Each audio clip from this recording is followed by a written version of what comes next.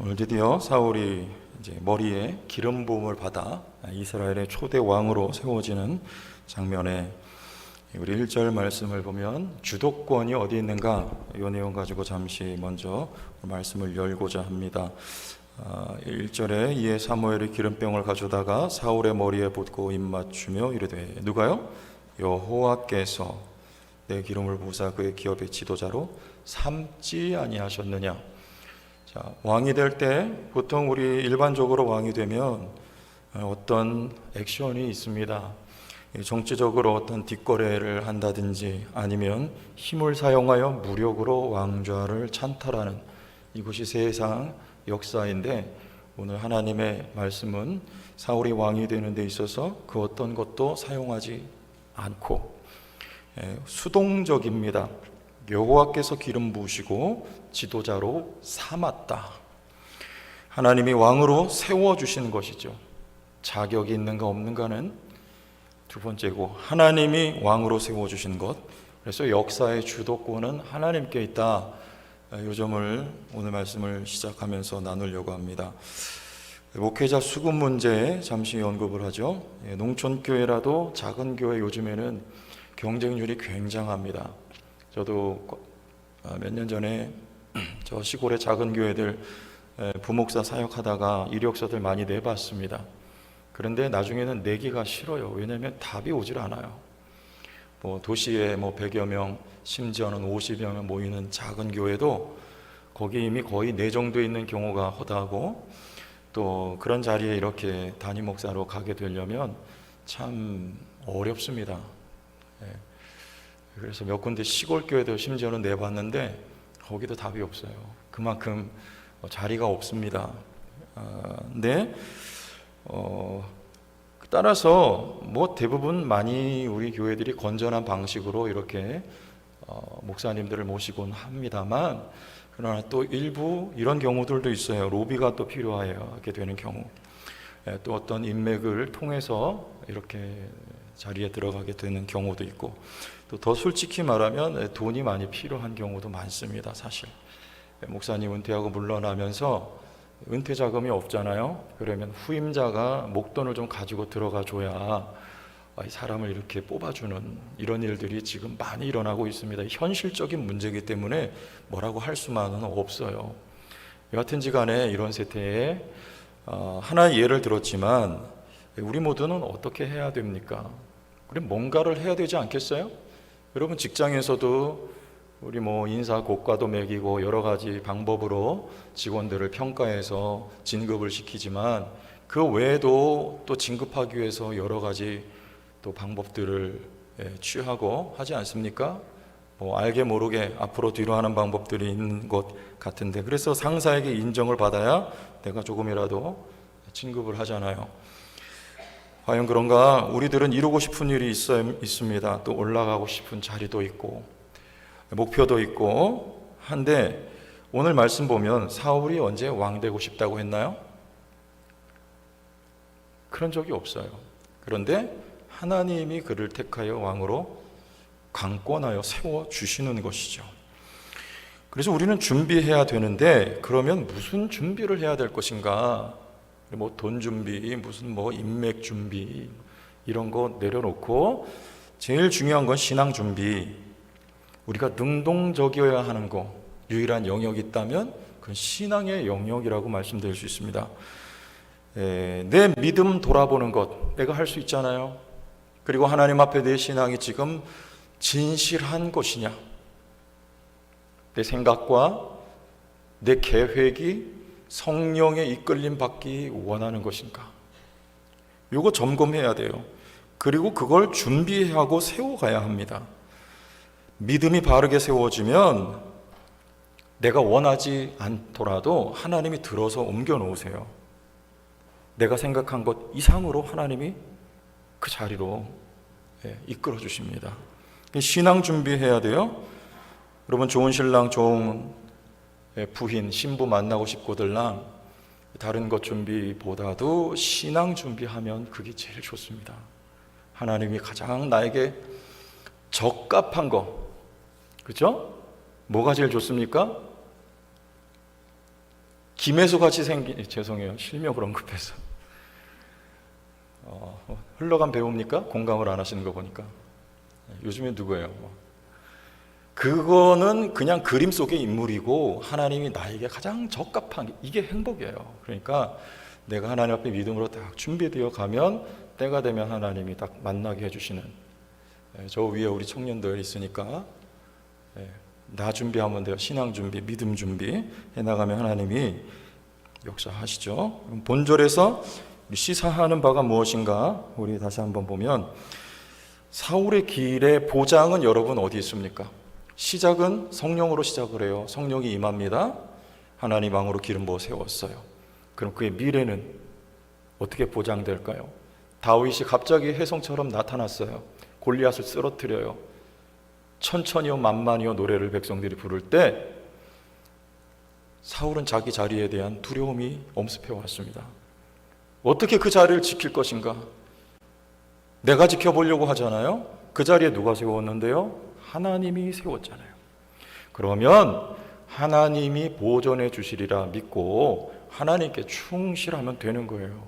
그런데 그거보다도 다윗 죽이려고 일평생을 자기 삶을 허비해요. 삶의 주도권을 하나님께 맡기는 것. 여러분 이 자리에 세워진 것 누구? 여러분 오늘까지 하나님께 복을 받았다면 내가 하나님께 이쁜 것보다도 하나님이 여러분의 삶을 주도하여 인도해 가고 계시기 때문에 하나님이 우리를 세워주신 것, 복 주신 것 믿고 우리의 신앙이 하나님 앞에 관건인 것을 알고 여러분들 하나님 앞에 믿음을 의탁하고 의지할 수 있는, 그렇게 따라가면 되는 거예요. 그분의 명령, 그분의 부탁, 이걸 순종하면 하나님이 사울의 왕위를 보존해 주실 것이었습니다. 다윗이 마음에 합한 왕이었다. 그러할지라도 사울의 최후가 그렇게 험악하게 삶을 마무리하진 않았을 거예요. 하나님이 그의 노후를 지켜주셨겠죠. 평안하게 하셨겠죠. 주도권이 하나님께 있다. 여러분 맡길 수 있고 의지할 수 있고, 수단 방법이 아니라 잔머리 팽팽 돌리는 것으로 여러분의 인생을 일고 가려 하지 마시고 신앙으로 무장할 수 있기를 축복합니다. 하나님이 주도하여서 우리의 삶을 인도하여 가시고 삶을 아름답게 마무리 지을 수 있도록 하나님이 이끌어 가실 거예요. 우리 교회 누가 이끄시는 교회입니까? 하나님이 이끄시는 교회. 주도권을 하나님께 맡기고 머리 돌리지 말고 수단 방법 써서 교회 이루어가려고 하지 말고 단지 하나님 우리에게 맡겨준 그 말씀 순종하며 쫓아가는 교회, 하나님께서 finish well, 끝까지 잘 되게 해 주실 것입니다. 주도권이 하나님께 있다. 믿고 나가야 돼요. 자, 우리 세 가지 징조를 그 이하에 말씀해 주십니다. 2절부터 보면, 자, 첫 번째는 라헬의 묘실 곁에서 누구를 만납니까? 두 사람 만납니다. 두 사람이 여러분 어떤 의미가 있어요? 구약의 증인은 두 사람, 또는 신명기 말씀 보면 세 사람, 두세 증인의 입으로 죄를 확정하라. 그러니까 증인이에요. 예수님 제자도 둘씩 파송하잖아요. 계시록 11장에도 두 증인이 나오지 않습니까? 뭘 증거하는 거예요? 사울이 왕이다. 지금 이제 기름 부음 받았다. 이거 증명하는 거예요. 두 사람이. 암나기 이야기 나오잖아요. 왜요? 암나기는 이제 사명 다 했습니다. 왜 집 나갔습니까? 사울 이끌어내려고. 사무엘 만나고 기름 부음 받을, 여기까지 암나기 사명이에요. 하나님이 이 일을 이루셨다. 그래서 암나기 이야기 나오고, 다음은 3절 보면 베델로 가는 순례자들의 사명이 나오죠. 뭐 들고 갑니까? 염소 새끼 3마리, 떡 3덩이, 포도주 한 가죽 부대. 이게 다 하나님 앞에 드릴 예물이었어요. 그 가운데 떡 2덩이를 사울에게 주는 거예요. 그걸 먹습니다. 이건 하나님께 드릴 거예요. 그것을 사울에게 주잖아요. 그럼으로써 사울의 기름 부은 왕은 하나님이니까 하나님 앞에 예물을 드려야 되는 그 예물을 사울에게 주므로 사울이 하나님 세우신 대리 통치자 왕인 것을 지금 이렇게 말씀을 하고 있는 거예요. 세 번째 중요한 겁니다. 자, 5절 말씀 보겠습니다. 그 후에 내가 하나님의 산에 이르리니, 여기 하나님의 산은 기브아 산당, 기브아는 사울의 고향, 그곳에도 산당이 있어서 그곳에서 제사를 지냈다. 하나님의 산에 이르리니 그곳에는 블레셋 사람들의 영문이 있는지라. 이것은 블레셋의 군사기지 영문입니다. 사사기에 보면 이스라엘 백성을 블레셋이 40년 동안 다스렸어요.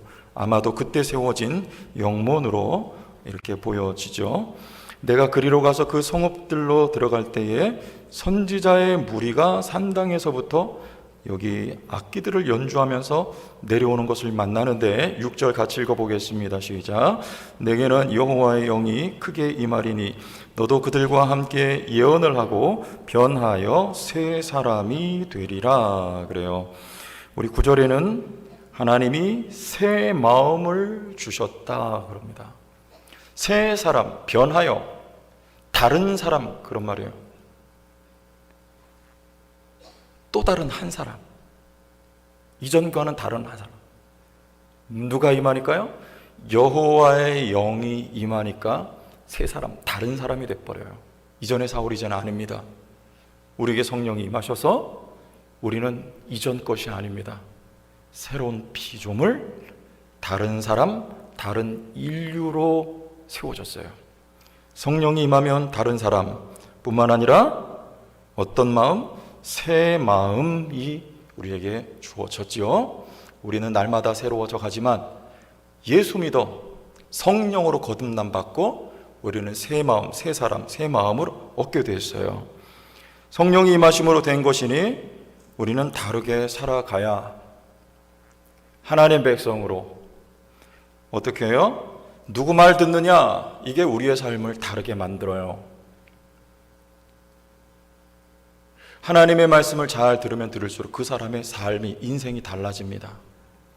여기 많은 분들이 있지만 각자 다 달라요. 어떤 분은 하나님 앞에 더 세워져 가고 참 남다른 신앙인들이 있습니다. 어떻게 남다를 수 있느냐? 달라야 돼요. 누구 말 듣느냐? 그 얘기입니다. 하나님 말 듣느냐? 하나님 말 쫓아가느냐? 어떤 일이 있어도. 아니면 세상 메시지 듣느냐? 여기서 차이가 나는 거예요. 전에 교회 제 사택에 교회 건물 안에 있었습니다. 이렇게 우리 교회 건물이 이렇게 있으면 한 구석탱이, 표현이 그래, 구석탱이에 거기 방이 이렇게 있었어요. 저희 세 식구는 거기 살았어요. 한 3년 이상, 4년 가까이. 근데 그 집은 빛도 들어오지 않고 많이 소위 말하는 누추하다 이렇게 표현해도 될 만큼 그런 사택에 살았습니다. 여러분들 집들 다 좋죠? 근데 그런 지금 우리가 사는 아파트 뭐 이런 집들에 비하면 참 그래요, 집이. 그런데도 감사하게 잘 지냈습니다. 하루는 제 집사람 친구가 왔어요. 근데 이 친구가 타고 온 차가 뭐냐면 아우디를 타고 왔어요. 그 누추한 곳에. 저는 남편 된 입장으로 마음이 별로 좋지는 않았습니다. 그래서 뭐 그 친구 온다 그러니까 제가 싱크대도 다 닦고 이렇게 좀 벽지도 새로 이렇게 부분이라도 바르고 좀 뭔가 부끄러운 마음이 솔직히 들었어요. 근데 이 친구가 오는데 아우디 아시죠? 동그라미 몇 개? 누가 3개라 그랬어요? 그건 어우디잖아요. 아우디는 4개짜리예요. 그거 딱 타고 왔어요. 두 분이 다 교사예요. 막 잘 버나요, 교사가? 잘 모르겠는데 아파트도 아파트먼트도 굉장히 넓고 좋은 데 살아요.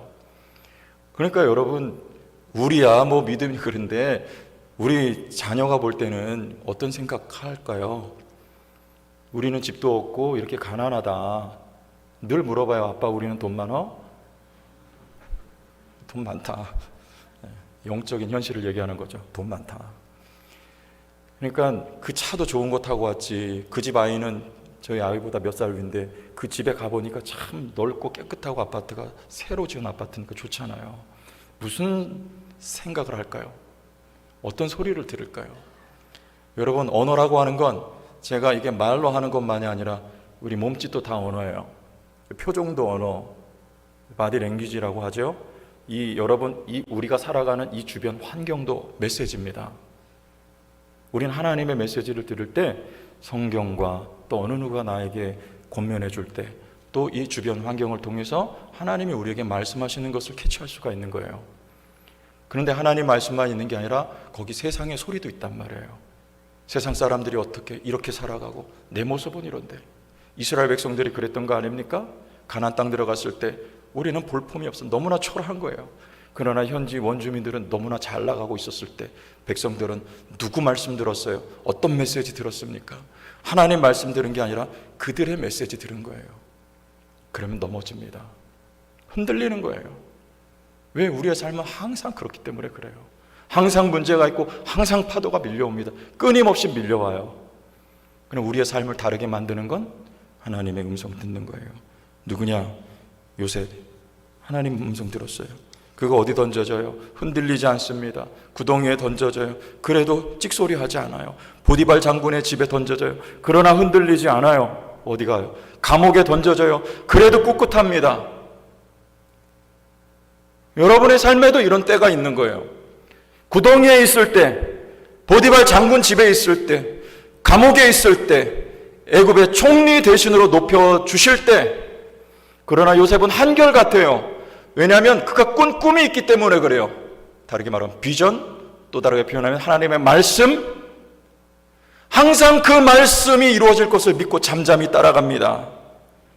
하나님의 말씀을 듣는 거, 그 말씀에 순종하는 거, 그러면 흔들리지 않습니다. 세상을 모방하지 않습니다.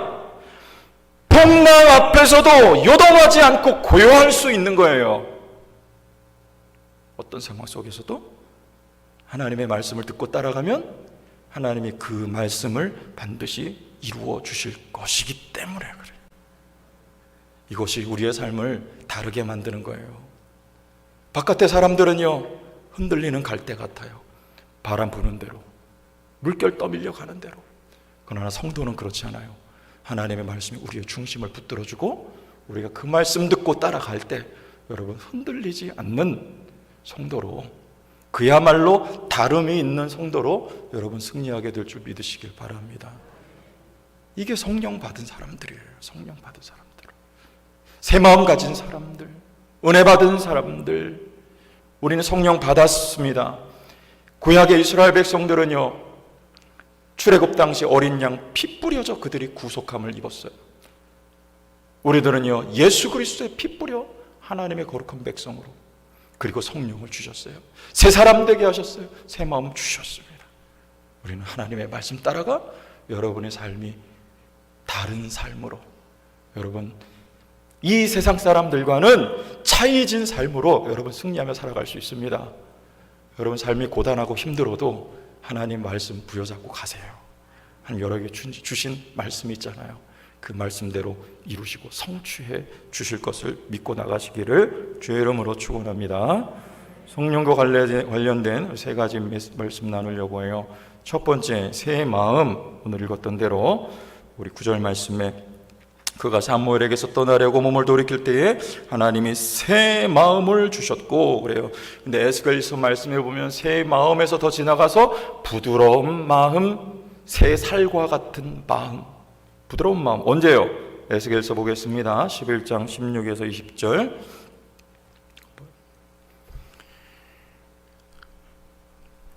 보시죠. 16절부터 그런즉 너는 말하기를 주 여호와의 말씀에 내가 비록 그들을 멀리 이방인 가운데로 쫓아내어, 하나님이 이방인 가운데로 이스라엘 백성을 쫓아내요. 무슨 장면이죠? 죽이려고 하는 게 아니라 하나님 훈련하고 연단시켜 새 사람, 새 마음 주시려는 거예요. 쫓아내어 여러 나라에 흩었으니 그들이 도달한 나라들에서 내가 잠깐 그들에게 성소가 되리라 하셨다고. 다음 절, 너는 또 말하기를 주 여호와의 말씀에 내가 너희를 만민 가운데서 모으며 너희를 흩은 여러 나라 가운데서 모아내고 이스라엘 땅을 너희에게 주리라 하셨다 하라. 다시 주시는 거예요. 회복시키는 거예요. 그들이 어떻게 돼요? 그들이 그리로 가서 그 가운데 모든 미운 물건과 모든 가증한 것을 제거하여 버릴지라. 이전에는 아무리 하나님 말씀하셔도 그들의 마음이 뭘 같기 때문에 에벤이 뭐예요? 돌, 에벤, 에셀 그러잖아요. 에벤과 같아, 돌 같아요. 그 고집 꺾지 않고 흔들리지 않아요. 그러나 그것이 언제 녹아집니까? 그 돌이 포로로 끌려갔다 돌아오니까 그게 깨져 없어져 버리고 우상을 제거하고 그들의 마음이 새 마음일 뿐만 아니라 부드러운 마음으로 변화된다. 우리의 마음은요, 오늘도 우리의 삶은 그 과정입니다. 강팍한 사람도 하나님이 녹이고 깨 부드러운 마음을 갖게 하십니다. 여러분, 몇 년 신앙 여기까지 살아오면서 하나님이 우리의 발걸음 그렇게 인도하세요. 그러므로 고된 일, 힘든 일, 나쁜 일이 성도에게는 고된 일, 힘든 일, 나쁜 일이 아니고 우리에겐 좋은 일로 변화됩니다. 왜? 우리 마음이 중요한 거예요. 하나님 앞에 내 마음이 돌 같은 내 마음 부서지고 부드러운 마음 되어 우상을 버리고 하나님을 예배하는 예배자로 세워진다면 여러분, 하나님이 그 사람 어찌 복 주시지 아니하겠습니까? 잘 되는 거예요. 우리 마음이 언제? 요때 새 마음, 부드러운 마음이 되는 거예요. 두 번째, 현실성 문제예요. 자, 이제 성령이 임했는데 사울이 뭐합니까? 우리 읽었죠? 말씀에 하나님이 영이 사울에게 크게 임함으로 10절에 그가 그들 중에서 예언을 하니, 영이 크게 임하니까 사울이 황홀경에 빠져가지고 막 예언을 하는 거예요. 지금 선지자들 무리 가운데 지금 이거 할 때입니까? 기름 부음 받았어요. 뭐 해야 돼요? 이거 할 때 맞아요? 정답이에요? 여러분, 상식적으로 모아야 돼요. 현실 감각이 있으면 지금 군사 모아야 돼요. 블레셋 쳐들어옵니다. 암문 다가오고 있어요. 막아야 되잖아요. 그리고 훈련시켜야지. 연습, 군사 연습, 칼싸움하는 거. 그리고 무기 준비해야죠. 이스라엘 백성 무기 하나도 없어요. 어떻게 싸울 겁니까? 이게 현실적인 거예요. 이 현실성 문제예요. 성령이냐, 내가 내 손에 가지고 어떤 것이냐.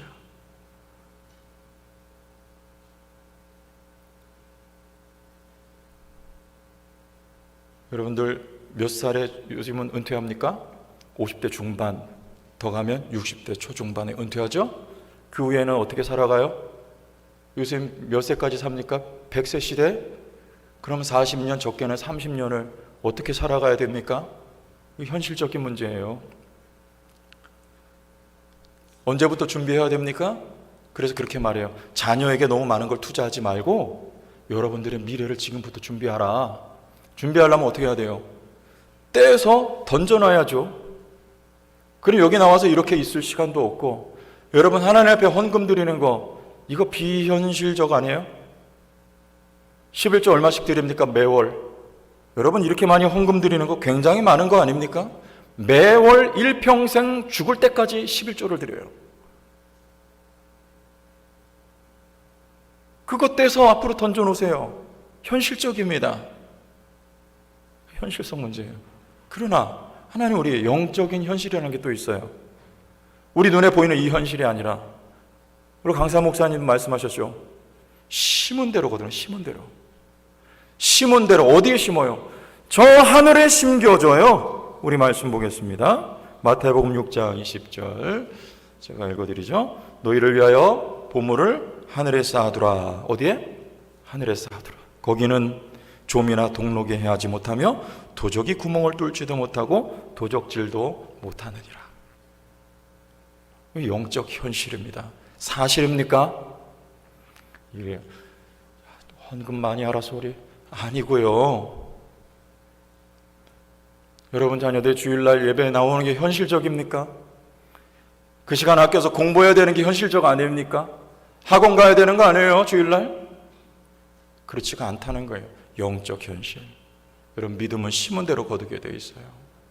하나님 앞에 우리 물질뿐만 아니라 믿음 가지고 우리 시간도 물질도 이미 받았지 않습니까?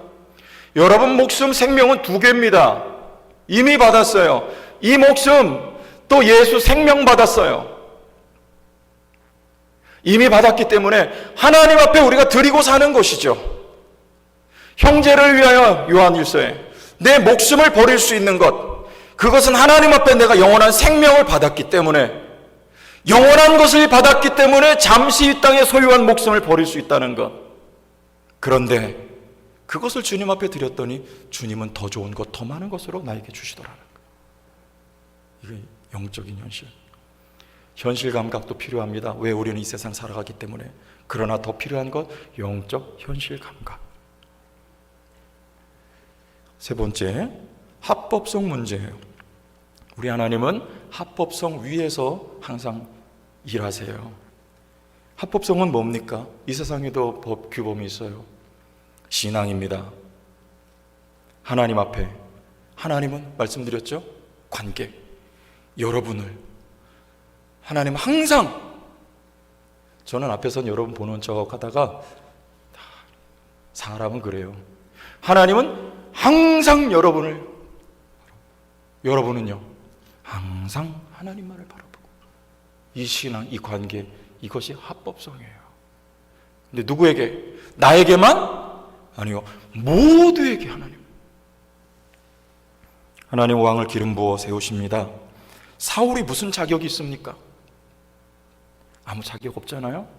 그저 사울의 보통 백성과 대별점은 등치 좋다, 키 크다, 이거밖에 없어요. 신앙 좋다, 다윗처럼 양치면서 뭐 주님을 노래했다, 뭐 믿음으로 뭐 곰 때려잡았다, 그런 거 없어요. 그러나 하나님은 사울을 불러서 그에게 왕으로 기름을 부어 주십니다. 합법성. 하나님 모두를 사랑하세요. 그러면 왕은 뭐 해야 돼요? 왕은 하나님을 경외해야죠. 하나님 뜻 받들어 이 백성을 통치하는 거. 이게 합법성 위에 서 있는 하나님 백성이죠. 사울 그거 못하잖아요. 성령이 임했습니다. 순종하지 않습니다. 아말렉 진멸하라고 했는데 남겨둬요, 필요한 것을요. 그때 사울에게서 성령이 떠나버리고 말아요.